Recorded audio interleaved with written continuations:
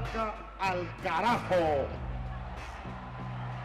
Uno de los pecados de Fidel Castro, impenitente, fue intentar convencer a los gobiernos de América Latina de que negociaran conjuntamente con el Fondo Monetario Internacional, porque si no las deudas que desangraban al continente iban a permitirle que les devorasen. Pero a Estados Unidos nunca le gustó que lo que llamaba su patio trasero se juntara, porque entonces era más fuerte.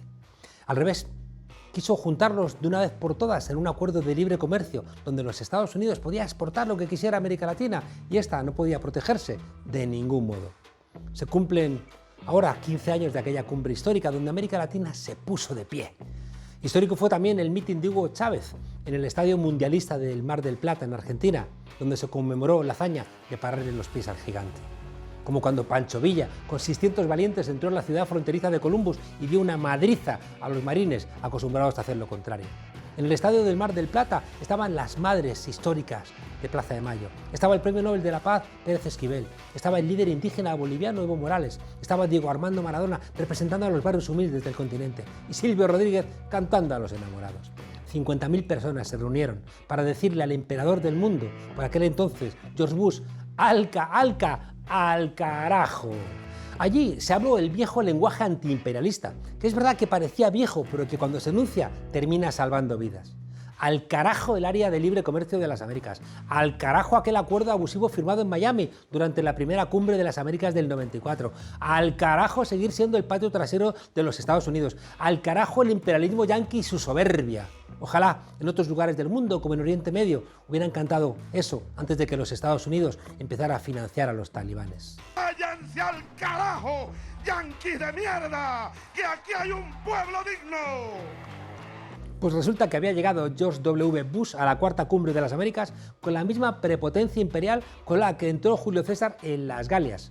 Veni, vidi, vinci, o sea, ver, vencer y largarte lo más rápido posible. El hombre que había iniciado una guerra injusta contra Irak un año antes creyó que aquello también iba a ser un paseo militar. Y mira que le habían dicho que en América Latina las cosas no iban a ser igual. No contaba el arrogante amigo de Aznar con que en Mar del Plata había dirigentes políticos que por fin habían entendido que tenían un pueblo digno dispuesto a presentar batalla. México, entonces presidido por Vicente Fox, el expresidente de Coca-Cola, junto con Canadá y Panamá, encabezaba la línea dura a favor de los Estados Unidos. Enfrente, Argentina, Brasil, Paraguay, Uruguay y Venezuela, es decir, el Mercosur. Allí estaba también Lula da Silva, muy disgustado por el rumbo que había tomado la cumbre, porque él defendía que el objetivo que les había convocado en aquella reunión era hablar de trabajo, y de trabajo, y de trabajo para combatir la pobreza y fortalecer la democracia en América Latina. Y él decía que dónde estaba escrito que el tema tenía que ser el ALCA. Había también, es verdad, países caribeños que no se atrevían a dar la batalla a los Estados Unidos. Chile dudaba, pero es que ahí estaba el pueblo.